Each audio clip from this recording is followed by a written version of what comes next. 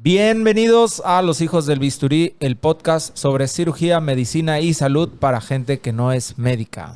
Aquí disiparemos las dudas más frecuentes y contaremos historias de cirujanos y pacientes y cómo la cirugía ha cambiado sus vidas. Mi nombre es Jorge Romero, soy cirujano plástico, estético y reconstructivo y me encuentro aquí con mi amigo, el doctor Benito Ramón, cirujano general. ¿Cómo te encuentras, Benito? ¿Qué tal, Jorge? Buen día. Bien, gracias a Dios, todo bastante bien, fluyendo como debe de ser.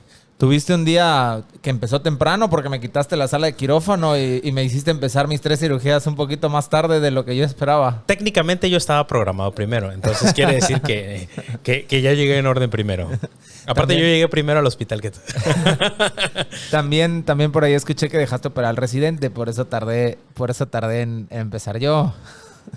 Tiene que ser, es la parte de la formación, así aprendimos tú y yo. Sí, es importante la academia. ¿Qué tal, Benito? ¿Qué me cuentas de nuevo? ¿Querías por ahí traer un tema a la mesa el día de hoy? Platícanos. Sí, fíjate que agradezco a todos los que nos están siguiendo en el canal y los que nos hacen llegar sus dudas a través de las redes sociales, a través del canal. Por allí, a colación de uno de los temas que estuvimos tratando aquí en el podcast de las hernias de la pared abdominal, me han hecho llegar varias preguntas acerca de una entidad clínica o de una enfermedad o de una patología, como le quieras llamar, que uno reconoce como cirujano al momento que se la mencionan. Y es algo que se llama diástasis de rectos abdominales, de músculos rectos abdominales, que en sí pues es muy similar la sintomatología, ¿no? a una hernia, pero no es una hernia. Y de eso me gustaría platicarles porque la diástasis de rectos abdominales como tal no está reconocida como una patología o no se le da la importancia que debería de dársele porque solamente le atañe pues al que la tiene, ¿verdad? Entonces, para el paciente que tiene una diástasis de rectos abdominales, pues sí es un asunto de importancia y a lo mejor para el médico, como es una entidad clínica que muy probablemente no vaya a tener complicaciones, pues evidentemente pues no le dan la importancia de vida. Es un gran tema para desarrollar el día de hoy porque creo que yo voy a tener varias cosillas ahí que mencionar. Entonces, platícanos qué es la diástasis de rectos abdominales. Mira, la diástasis de rectos abdominales es una entidad clínica en la cual se presenta un abombamiento o un abultamiento en la línea media del abdomen.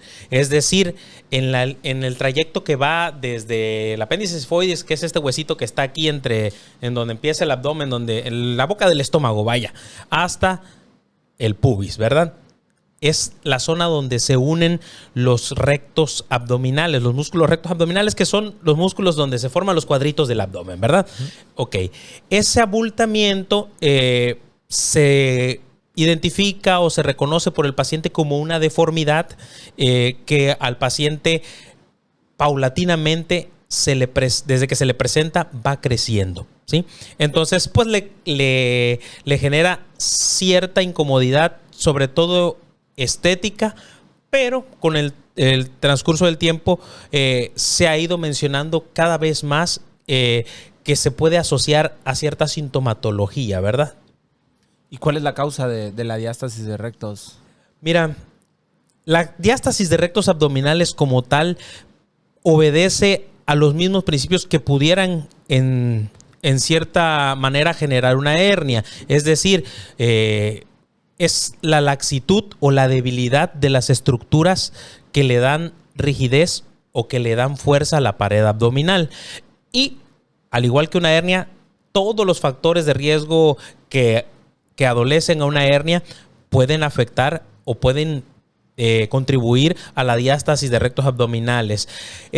Pero se ven más asociados a todos esos pacientes que tienen aumento de la presión o estiramiento de la cavidad abdominal, es decir, pacientes embarazadas, se ve muy asociado después de los embarazos, pacientes que realizan esfuerzos físicos, ya sea por su trabajo o que van al gimnasio y que hacen esfuerzo físico más allá de lo que haría una persona pues habitual, ¿no? También se puede ver presente en personas obesas, ¿verdad? Y en pacientes de forma congénita, es decir, el paciente puede nacer con una diástasis de rectos abdominales y a medida que va creciendo puede ser que se cierre o puede ser que ya quede permanente, ¿no? Se ve también asociado a enfermedades de la colágena, ¿sí? Enfermedades donde hay deficiencia o la colágena se produce en poca cantidad o de mala cantidad o de mala calidad, perdón. Y en este caso, para fines prácticos, de lo que estamos hablando es que los músculos de los cuadritos, los músculos del abdomen se separan, ¿no? Se separan, se abren, así es.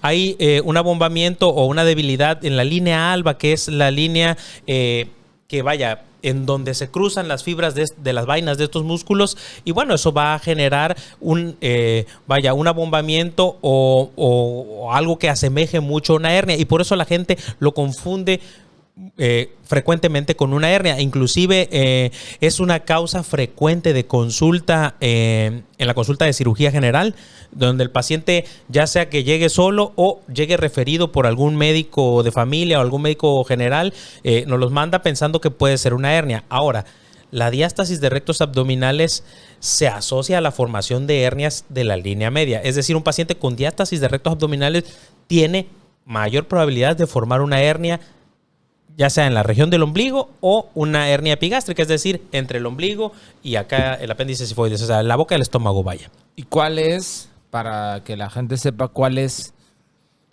en términos generales, la diferencia fundamental entre una hernia y una diástasis? ¿Cuándo deja de ser diástasis y se convierte en hernia? Bueno, la diferencia es que la hernia es un agujero o es un defecto estructural, es decir, hay un hueco a través del cual va a protruir o va a salir alguna víscera o contenido abdominal. En la diástasis de rectos no hay ningún agujero, no hay ningún hueco. Obviamente, si se ve asociada a una hernia, pues sí, ¿no? Pero en una diástasis pura no hay una salida a través de ningún agujero, porque no lo hay, no existe, ¿verdad? Ok, y esa diástasis, ¿cuáles consideras que serían los síntomas, tanto leves como pues, a lo mejor un poquito más severos, que pueden desarrollar aquellos pacientes que la tienen? Bueno, fíjate que es importante aclarar algo. En la diástasis de rectos, en la pared abdominal, todos los músculos tienen músculos contraefectores. Es decir, si un músculo jala para adelante, tiene que tener un músculo contraefector que jale para atrás para contrarrestar esas fuerzas. Y eso es lo que le va a dar su biomecánica a la pared abdominal. Cuando hay una separación o cuando hay una debilidad en la fijación de estos músculos rectos abdominales, los músculos que están en la parte de atrás de la pared abdominal, en la pared posterior, van a jalar y no van a tener ese músculo o ese músculo contraefector no va a tener la fuerza necesaria para mantener un balance. Y puede generar, está descrito que puede generar problemas como lumbalgia. Otra cosa es que el vector de fuerza de la pared abdominal, cuando hay una diástasis de rectos, se dirige hacia la parte del pubis, hacia la parte ventral de la pared abdominal, y eso puede generar en ciertos pacientes problemas inclusive de incontinencia, ya sea urinaria, incontinencia o incontinencia fecal. Es decir, el paciente se puede hacer pipí en mayor o menor grado, ¿verdad? Dependiendo qué tan grande o qué tan grande es el defecto de la diástasis, qué tanto le afecta la diástasis de los rectos abdominales. ¿Por qué? Porque va debilitando el suelo o el piso pélvico. Entonces puede haber inclusive problemas de incontinencia, ya sea fecal o urinaria. Esos pacientes que llegan con este abultamiento y todo, cuando nosotros sospechamos, ok, puede tener algo, me imagino que normalmente, como mencionas, te los mandan pensando en que es una hernia. ¿Cómo se hace el diagnóstico de que es una diástasis y no una hernia? El diagnóstico es muy fácil, el diagnóstico es clínico. El diagnóstico se hace tocando al paciente, examinando al paciente, como la mayoría de los diagnósticos en la medicina. Al paciente hay que tocarlo, hay que explorarlo, hay que interrogarlo, ¿verdad? Ver sus antecedentes, reconocer factores de riesgo que tengan esos pacientes para tener la diástasis de rectos. Es tan simple como acostar al paciente en la camilla y decirle, trate de ver sus pies. El paciente va a hacer una especie de abdominal y allí se va a marcar el abultamiento, ¿verdad? En mayor o menor medida dependiendo pues de la corpulencia del paciente. Si el paciente pues es un paciente más llenito, un paciente con sobrepeso, pues no va a ser tan evidente. En los pacientes más delgados pues es más evidente. Y la diástasis de recto va a variar en tamaño pues. Y puede ser que esté por arriba del ombligo, por debajo del ombligo, pero siempre en la línea media. Si hubiese una duda en el diagnóstico, podría complementarse con una ecografía o con un ultrasonido para principalmente ver si no está asociada a una hernia, ¿sí? Sí, para ver si hay algún defecto de la Así pared es. abdominal. Y una vez que realizamos el diagnóstico de una diástasis de rectos, ¿cuál es el tratamiento que tú le sugieres como cirujano general al paciente? Bueno, mira, el tratamiento de una diástasis de rectos de entrada no es la cirugía, ¿sí? Ese paciente tiene que ir a llevar rehabilitación, fisioterapia, tiene que bajar de peso, tiene que hacer un poquito más de ejercicio. A lo mejor fortalecer los músculos. Con la finalidad de fortalecer los músculos de la pared abdominal. Y eso va a ayudarle bastante a que la diástasis se pueda reducir o que los síntomas asociados vayan a desaparecer. El manejo o el tratamiento de entrada médico, el cambio de estas situaciones, sí es un poco largo. Sí se recomienda que sea por lo menos 6 meses, puede llegar hasta ser hasta de 1 año, ¿verdad? Antes de pensar en una cirugía. Ahora, si el paciente tiene síntomas asociados graves, es decir, datos de incontinencia, ya sea urinaria, fecal, dolor intenso, pues, o se ve asociado a una hernia, bueno, pues ya en estos casos sí recomendamos la cirugía. ¿Por qué? Porque hay una hernia que hay que resolver, ¿no? Que está asociada a la diástasis. Entonces, la mayoría de los pacientes, si te llegan solo por una diástasis, no tiene hernia, nada, no van a ser candidatos inmediatamente a cirugía. O sea, van a llevar una modificación de su estilo de vida, primero que nada, ¿no? Así es. En diástasis muy grandes, asociadas igual inclusive a hernias, pues se tiene que tratar como una hernia, ¿no? Pero en diástasis muy grandes, se espera que ese paciente, aún con la fisioterapia, aún con el ejercicio, aún con la disminución de peso, no va a mejorar en gran cantidad los síntomas, no van a desaparecer. Ese paciente con una diástasis muy grande, pues es un candidato a cirugía, ¿no? Se le puede ofrecer la cirugía. Y en aquellos casos que los pacientes no han llevado un tratamiento adecuado o no sé, necesitan a lo mejor cirugía y no la reciben, ¿hay alguna complicación que se pueda presentar por no recibir el tratamiento? Sí, mira, el problema de la diástasis de rectos es que la mayoría de las instituciones no lo reconoce como una entidad clínica que amerite un tratamiento quirúrgico. Entonces, los síntomas van a ir aumentando conforme el tiempo vaya pasando. Quizás las complicaciones más graves son problemas, como te comento, de incontinencia del paciente, que puede ser que el paciente pierda totalmente la continencia o en gran parte la continencia, ya sea urinaria o fecal, y pues bueno, eso ya llega a ser pues incapacitante para el paciente. A medida que se va reconociendo más o que se le va dando más importancia a esta entidad clínica, pues se ha ido teniendo quizás un poquito más de datos y un poquito más de experiencia en el tratamiento. Lo cierto es que los pacientes que llegan a la consulta de cirugía por una diástasis de recto, la gran mayoría de los cirujanos les dice, eso no es una hernia, no hay que operarlo, entonces pues aquí no tengo nada que ofrecerle. Y les dan de alta del servicio y ahí nos vemos, ¿no? Y lo asocian a que es una entidad puramente cosmética, es decir, es un defecto que hay que reparar, pero ya que es por vanidad y no asociado a los síntomas. Ese es el problema de la diástasis de rectos. Y en este caso, bueno, ya nos hablaste un poquito de la complicación o la secuela, cómo hacemos el tratamiento, cómo hacemos el diagnóstico, pero ¿qué pasa con la información que necesitamos, pues en general todos? ¿Cómo puedo hacer para que esto no me suceda? ¿Cómo puedo prevenir una diástasis de rectos? Ok. En estos casos, quizás lo que tenemos que hacer es la modificación del estilo de vida. Es decir, el paciente que es obeso tiene que bajar de peso. Si el paciente es fumador, tiene que dejar de fumar, que son los factores de riesgo más quizás los que tienen más injerencia en la diástasis de recto. Obviamente, las pacientes o las mujeres en las cuales pues el embarazo es un factor predominante para la presencia de la diástasis de recto, pues la mujer pues no le vas a decir que no se embarace, ¿no? Pero puede realizar ejercicio antes y durante el embarazo. Hay estudios en los cuales se reporta que una menor incidencia de diástasis de recto en mujeres que hacen ejercicio durante el embarazo y pues no presentan la diástasis de recto o se disminuye el tamaño de la diástasis, ¿sí? Es muy importante eso que mencionas porque, por ejemplo, en mi consulta la gran mayoría de las diástasis de rectos que yo veo es en mujeres en las cuales pues ya hubo obviamente un embarazo o varios embarazos. Entre más embarazos haya, pues más. Y entonces son las diástasis más grandes que me toca ver. Y bueno, en el caso de esta diástasis es importante mencionar que normalmente no se quita por sí sola, ¿o sí? No se va a quitar por sí sola. ¿Va a ser permanente? Va a ser permanente. La gran mayoría va a ser permanente. Hasta un 80% va a ser permanente.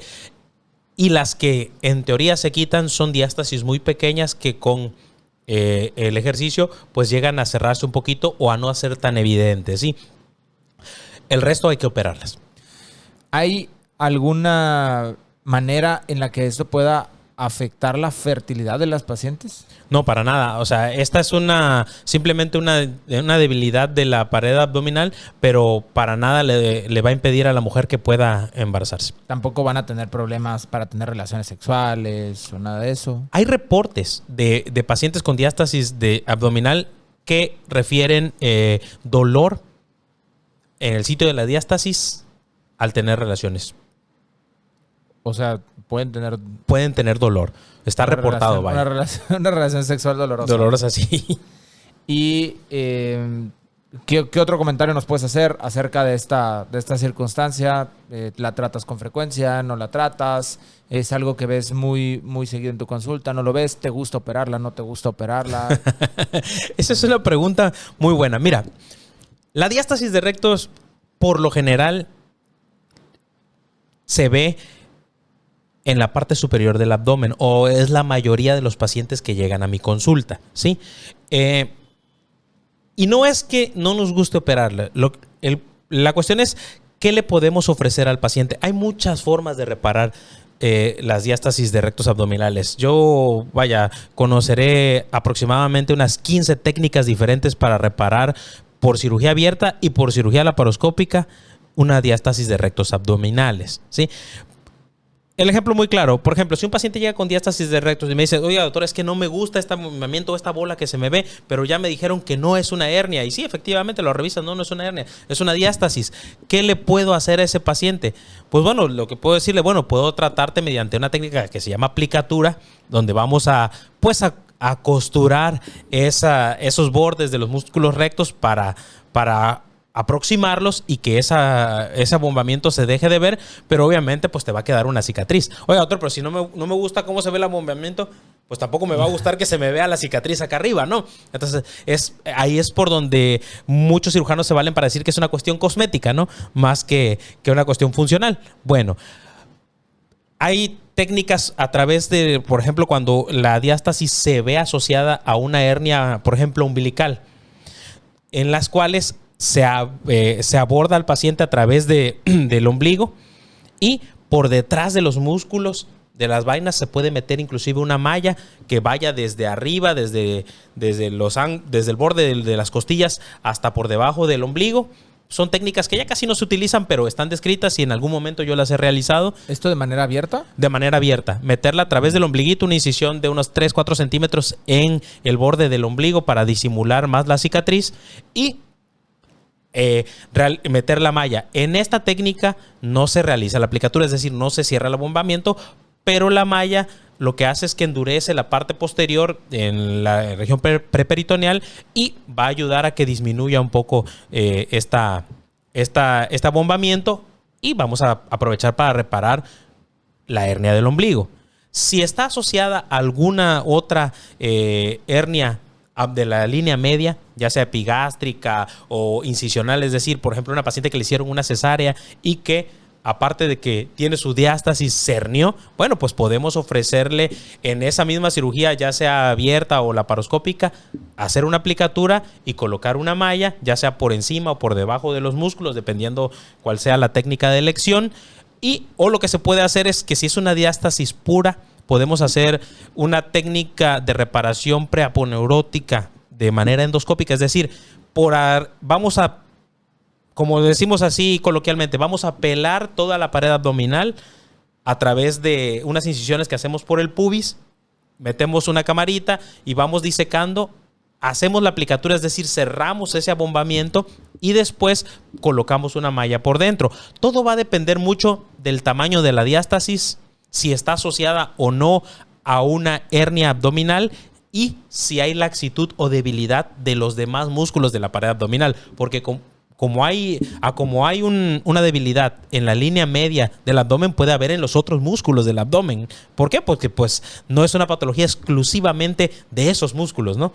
Entonces puede haber debilidad de otros músculos. Y allí, en esos casos donde hay laxitud de toda la pared abdominal, pues bueno, quizás lo indicado para esa paciente sería ya una abdominoplastia, que ya es terreno del cirujano plástico.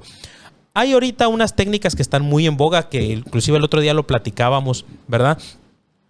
Donde se hace una reparación endoscópica asociada a una minilipectomía o una minilipoabdominoplastía, ¿verdad? Donde reparamos de manera endoscópica, pero son pacientes seleccionados. Hay que seleccionar al paciente. Si el paciente tiene, por ejemplo, mucha grasita y a la hora de disecar le va a quedar mucha piel colgante, pues bueno, se puede ver asociado a algo que se llama dermolipectomía, es decir, hay que quitar ese sobrante. Bueno, a ese paciente pues le vamos a ofrecer ya sea una abdominoplastía o pues si está ese problema pues también y la paciente quiere quizás un poco más de contorno corporal, ¿verdad? Pues bueno, pues ya caería en terreno de cirujano plástico quien realice la cirugía. Pero por cirugía general, pacientes, pues, por ejemplo, pacientes grandes de edad, estamos hablando de pacientes mayores que tienen, pues, problemas ya del envejecimiento natural de la pared abdominal, que a lo mejor no desean una abdominoplastía y lo que quieren es corregir la diástasis para mejorar los síntomas, pues bueno, se le puede ofrecer una reparación endoscópica de la pared abdominal. Es muy importante decir que, como tal, los estudios donde se asocia la sintomatología a la diástasis del recto, la evidencia es muy débil, ¿sí? Sin embargo, hay estudios que hablan o pacientes operados de aplicatura que se repara la diástasis del recto que mejoran en calidad de vida y en sintomatología. Puede ser que haya un sesgo por allí, ¿no? Pero cada vez se le está dando más importancia a la pared abdominal en cuestión de hernias y cada vez la diástasis de recto abdominal va siendo más reconocida por los cirujanos como una patología a tratar. Entonces, ya saben, si ustedes tienen un abultamiento en la pared abdominal, en la línea media, sus músculos del abdomen donde debería haber cuadritos y no los hay, se encuentran separados y lo que tienen en lugar de un cuadrito es una bolita. Si no es una hernia, muy probablemente sea una diástasis de músculos rectos y se les puede ofrecer un tratamiento ya sea médico o endoscópico. Muy bien, pues me parece bastante interesante. La diástasis es un tema que nosotros en cirugía plástica pues tratamos todo el tiempo y la verdad es que nosotros tratamos simplemente el tema cosmético de la diástasis, ¿no? Yo cierro diástasis para que la paciente se vea más guapa o el paciente se vea mejor. Y para hacer la cintura más pequeña. En realidad eso es. Y lo hacemos como parte de una abdominoplastia o como parte de una dermolipectomía, como bien mencionabas, que es un sinónimo. Exactamente. Bueno, Jorge, y pues a colación también de todo esto que me estamos platicando, me gustaría que nos expliques qué es una abdominoplastia, porque la gente escucha, bueno, hay que hacerle una abdominoplastia, hay que hacerle una cirugía nada más para reparar esto. ¿Qué es la abdominoplastia? La abdominoplastia o tummy tuck o dermolipectomía es el procedimiento que está diseñado para que nosotros podamos reconstruir la pared abdominal, sobre todo con fines estéticos. Es la realidad. Muy pocas veces, o bueno, en ocasiones sí lo hacemos puramente reconstructivo, como en los pacientes, pues algunos pacientes que pueden tener excedentes cutáneos, que les pueden estar causando problemas de infecciones, etcétera. Pero en general se trata de una cirugía que te va a reconstruir el abdomen para que el abdomen luzca más firme, luzca con menos flacidez, se le retire el excedente cutáneo y podamos hacer un poquito más de cintura y entonces nuestros y nuestras pacientes puedan recuperar la confianza que sobre todo perdieron en situaciones como aumento masivo de peso y su subsecuente pérdida y la más frecuente que es el embarazo. Perfecto. Oye, y aparte de pacientes que tienen diástasis de rectos abdominales, ¿para quién más es adecuada la abdominoplastía? Bueno, en el caso de cirugía plástica, como tú ya lo mencionaste, si solo tuvieran diástasis de recto, pues lo ideal sería mandártela a ti, sí. Definitivamente. Pero aquellos pacientes que llegan con nosotros, pues generalmente tienen diástasis como uno de los múltiples problemas que traen en el abdomen. Los pacientes que necesitan una abdominoplastía son aquellos que tienen flacidez en el abdomen, sobre todo en el abdomen superior e inferior, pacientes que tienen excedente cutáneo y pacientes que tienen también excedente de grasa y debilidad de la pared abdominal. Y entonces pues vale la pena realizar una cirugía completa para remodelar ese abdomen. Claro, no, pues ya para todo el paquete, ¿no? Sí. Oye, una pregunta, ¿cómo se hace el procedimiento? Hay muchos mitos. La gente dice es que te estiran el pellejo, te lo quitan, te lo abren. ¿Cómo es? Sí, de hecho eso es lo que hacemos. Nosotros realizamos una incisión, un cortecito, que hay muchas técnicas descritas, pero este corte por lo general va en la zona del pubis, bien abajo, escondido en la zona del bikini. Y lo que hacemos es ahí una incisión transversal.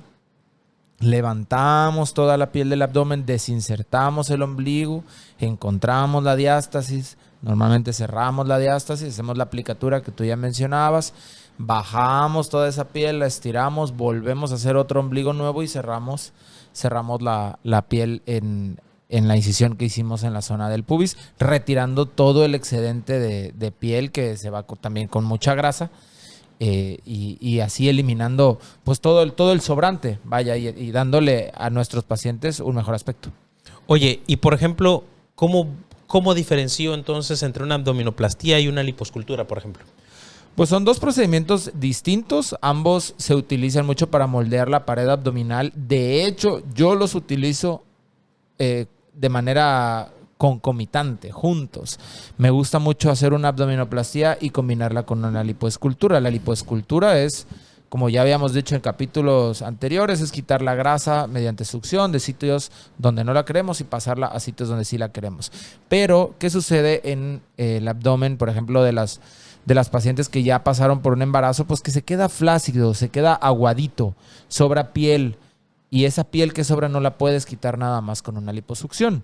Entonces necesitas cortar y estirar, como bien dijiste, la piel para dar esa imagen y recuperar la confianza de la paciente o del paciente. Entonces, para fines prácticos, lo que hago es en la parte de adelante del abdomen, suelo hacer una abdominoplastía y en la parte de los lados, la parte de atrás, normalmente hago lipoescultura, aunque se dan los casos, como en cirugía de pérdida masiva de peso, donde tenemos que hacer también un corte en la parte de atrás. Ok, muy bien. Recientemente hiciste una, ¿no? Nos encontramos por pérdida masiva de peso, que nos encontramos ahí en el hospital, ¿verdad? Sí, es correcto. La semana pasada estuvimos haciendo una de esas. ¿Cuáles son los beneficios que obtiene un paciente que se hace una abdominoplastía? El principal beneficio es desde luego cosmético, pero también hay la gran ventaja de que al eliminar los excedentes cutáneos, tenemos muchos pacientes que tienen esa piel ahí que se les está bombando arriba del pubis y se hacen unos rollitos. El famoso mandil. Un mandilito. Y les puede estar produciendo irritación, dermatitis, infecciones. Pueden crecer muchos hongos ahí en esa zona. Puede hacer que no se puedan poner adecuadamente la ropa.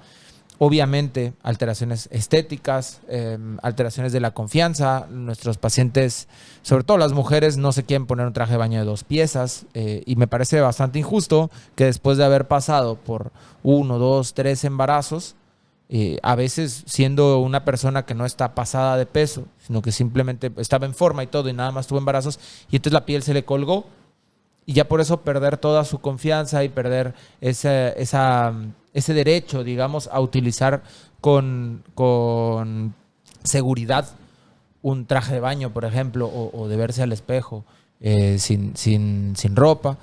Entonces, pues el principal beneficio de las cirugías es recuperar esa imagen, darle al abdomen una apariencia atlética, una apariencia esbelta y pues eliminar toda esa flacidez que tenemos y además, por ejemplo, eliminar algunas de las estrías que se forman. Ok, otra pregunta. Entonces, ¿esta cirugía elimina las estrías? Elimina las estrías siempre y cuando estas se encuentren por debajo del ombligo, que es la zona que normalmente nosotros retiramos. Es la que de se va a piel. ir, pues. Vaya. Es la zona que se va a ir. Yo le explico a mis pacientes, con la piel que está de tu boca del estómago, como decías, a tu ombligo, yo voy a formar todo tu abdomen con esa piel. Por eso hay que evaluar bien a nuestros pacientes y determinar si hay suficiente piel para poderla estirar y bajarla hasta el pubis o, en su defecto, si el excedente cutáneo solamente está en otras zonas, como debajo del ombligo y así, pues ver qué es lo que más le conviene a esa paciente, porque hay pacientes que son candidatos a hacerle una abdominoplastia reversa, que la incisión va aquí arriba, debajo del busto. Ok. Entonces, bueno, hay sus indicaciones, ¿verdad? Pero sí, para fines prácticos, las estrías se eliminan de la región debajo del ombligo, pero las que están por encima del ombligo no se van a eliminar con la abdominoplastia, solamente van a cambiar de lugar. Ok, sí se van a estar más abajo, ¿no? Van a estar más abajo. Sí, porque es de lo que más se quejan las pacientes embarazadas o las pacientes, vaya, después del embarazo, pues son de las estrías, ¿no? Y quizás sería un tema que les gustaría tratar. Entonces, si tienen ese problemita, pues les recomendamos que vaya con el doctor Jorge Romero, ¿verdad? Otra pregunta, por ejemplo, con respecto a lo del embarazo, ¿cuánto tiempo después del embarazo de la cesárea es recomendable hacer la cirugía de la abdominoplastia? Bueno, esa es una cosa muy interesante porque hay cirujanos, sobre todo a lo largo de toda Latinoamérica, hay muchos cirujanos que les gusta proponer una abdominoplastia en aquellas mujeres que están sometiéndose a su última cesárea, digamos, que ya no desean tener más hijos y dicen, bueno, me voy a hacer la salpingoclasia la OTB que le llamamos nosotros, en este procedimiento quirúrgico, en esta cesárea y de una vez que me hagan una abdominoplastia. Bueno, esto es algo que nosotros no recomendamos en realidad porque después del embarazo hay muchos cambios. Después que termina el embarazo hay muchísimos cambios. El útero tiene que regresar a su tamaño normal. La piel va a sufrir todavía muchos cambios. Entonces, lo ideal es esperar por lo menos 6 meses para nosotros poder pensar en reconstruir el abdomen de esa paciente. A mí me gusta esperar 1 año, por lo menos, permitir que termine la lactancia y entonces sí, ya proponerle a la paciente una cirugía. Entonces, digo, 1 año, darle chance que le dé pecho de forma libre a su hijo y entonces ya después de ese año, ahora sí, vamos a corregir, si ya no quieres tener más hijos sobre todo, vamos a corregir la pancita y vamos a dejarte como nueva. Ok, sí, eso es importante, ¿no? Porque a final de cuentas es una paciente que pues va a tener todavía un desgaste pues por la lactancia y vaya, va a terminar de desinflamar, va a haber muchos cambios hormonales y como para encima agregarle un trauma quirúrgico, pues entonces creo que sí es demasiado hacerlo inmediato, ¿no? Sí. Además que el resultado estético te garantizo que no va a ser el mejor si lo haces justamente después de la cesárea. Ok. Pregunta obligada para todas las cirugías. Riesgos y complicaciones. Bueno, pues como ya lo has comentado en capítulos anteriores, pues no nos gusta hablar de los riesgos y complicaciones. Sin embargo, es necesario. Claro. Es necesario que la gente lo sepa. Más o menos un 10 a un 20% de las abdominoplastías van a tener algún tipo de complicación. De las más frecuentes se encuentran, por ejemplo, los seromas, que es la complicación quirúrgica más frecuente en todas las cirugías prácticamente.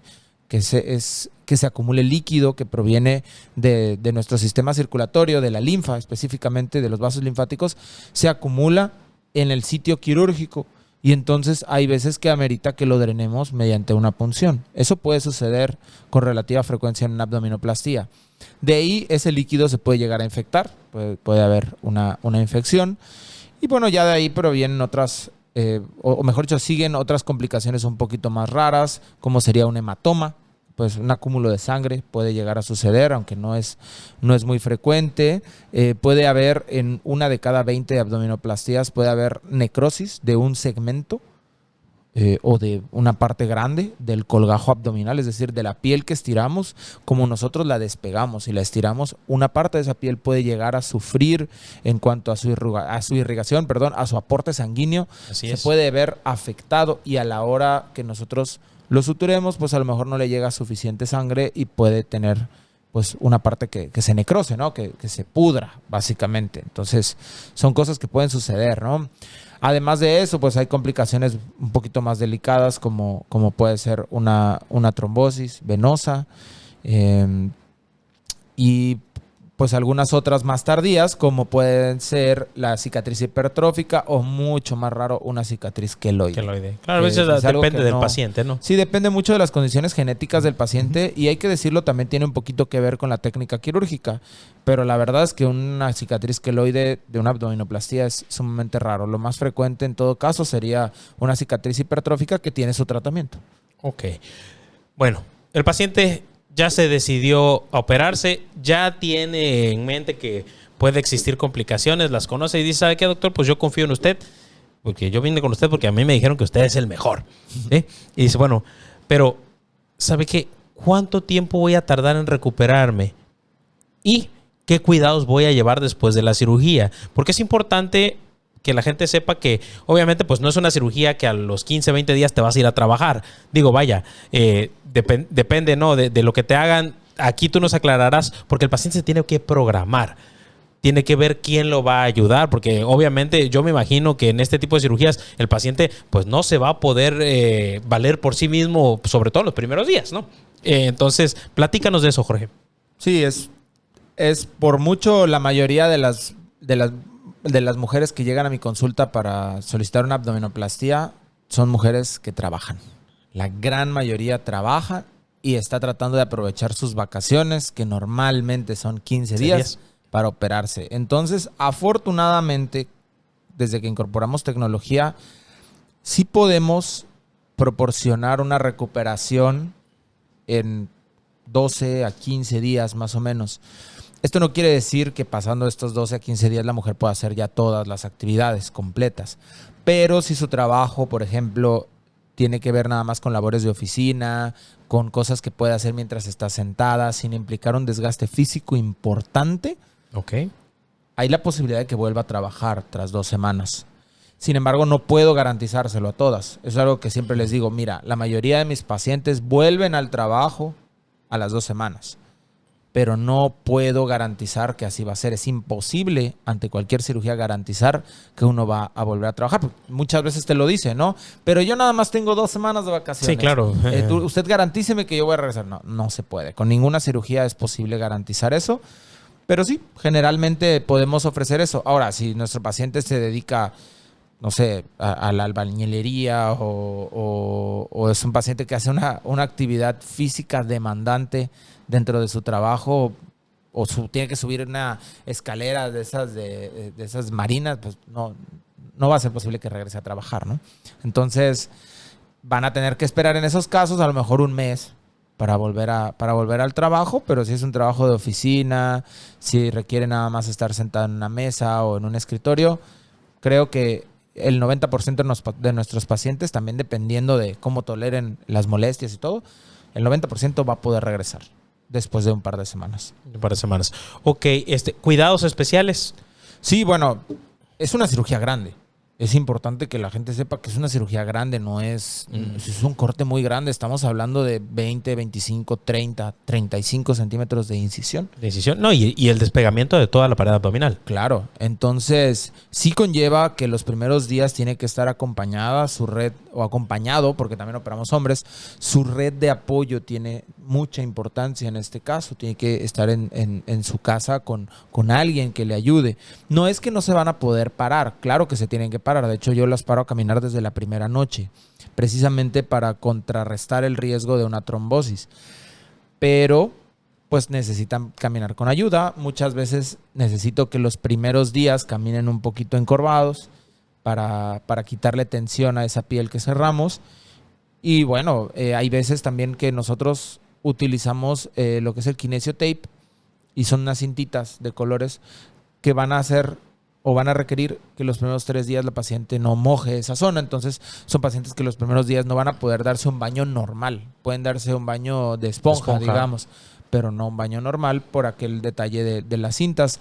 También tiene que cuidar los drenajes. Siempre dejo drenajes. Entonces tiene que haber ahí un cuidado estricto de ellos y la manipulación muy cautelosa de los drenajes, y cuantificar también el gasto, ¿no? ¿Cuánto salió cada día del drenaje? Esos serían, yo creo, los cuidados más importantes, además de la alimentación. Digo, claro, es importante que se alimenten bien, pero que no coman cosas que les distiendan mucho, ¿no? O que les vayan a estreñir.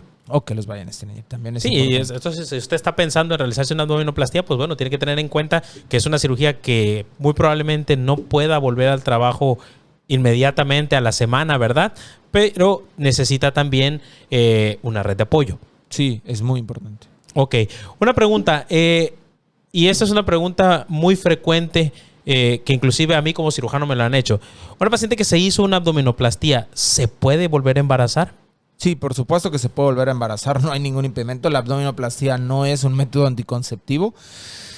No va a haber restricciones como tal. Lo que a la gente le da miedo es como ya estiramos la piel, como hicimos la aplicatura de los músculos rectos, el corset que le llaman nuestros pacientes. A veces piensan, es que ya estoy amarrada de ella, no voy a poder, mi cuerpo ya no va a poder crecer para albergar a mi bebé. No, desde luego que sí, los tejidos se van a estirar si es necesario.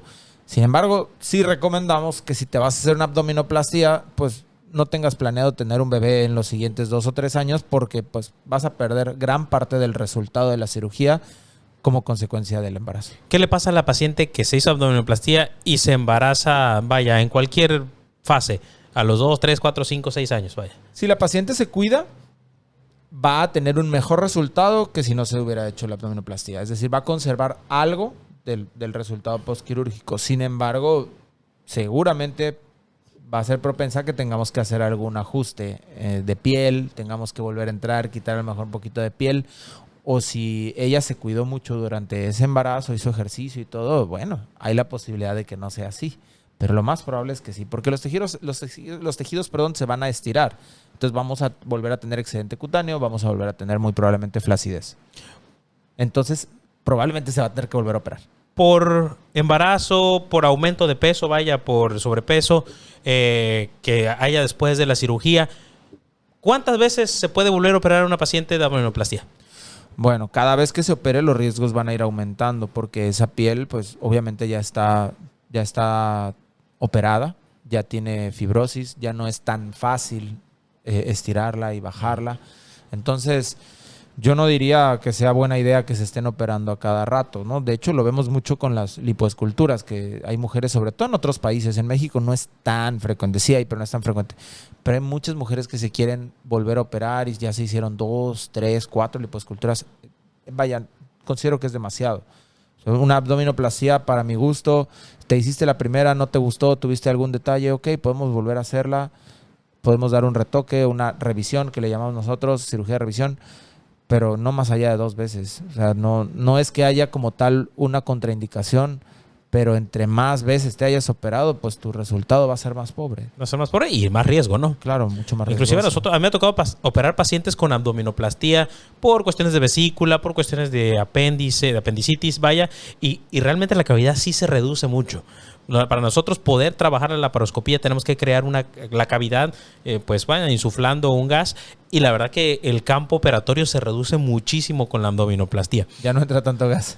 Ya no entra, y como se hace la aplicatura y está más, se aprieta más la cavidad. Está más estrecho todo, ¿no? Nos cuesta a veces bastante trabajo poder operar pacientes con abdominoplastía. Prefiero operar a un paciente gordito que un paciente con abdominoplastía por cirugía laparoscópica. Bueno, Jorge, pues me gustaría ir cerrando ya este capítulo y que nos dieras, no sé, unas 5 recomendaciones para los pacientes que se quieren hacer abdominoplastía. Claro que sí. Bueno, vamos a ver. La primera es asegurar o estar seguro que el paciente o la paciente se encuentre en un buen estado de salud. Si tú tienes diabetes, hipertensión arterial, hipotiroidismo o alguna otra condición, es necesario tratarla y tenerla controlada primero. Eso es imperativo. Esta no es una cirugía de vida o muerte. Entonces, lo primero sería estar en buen estado de salud. Pues es lo ideal para todas las cirugías, ¿no? Sí, sí, claro.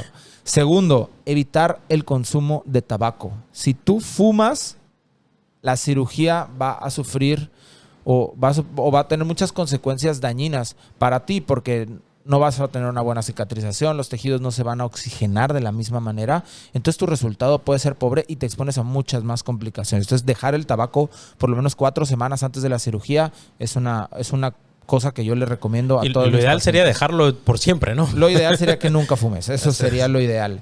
3, ya lo mencionábamos, si planeas embarazarte a mediano plazo, a corto o mediano plazo, pues muy posiblemente una abdominoplastía no sea para ti en este momento.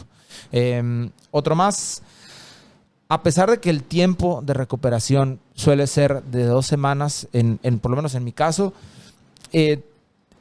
nuestros pacientes tienen que tener en cuenta que ese tiempo se puede prolongar. Ese sería el punto número 4.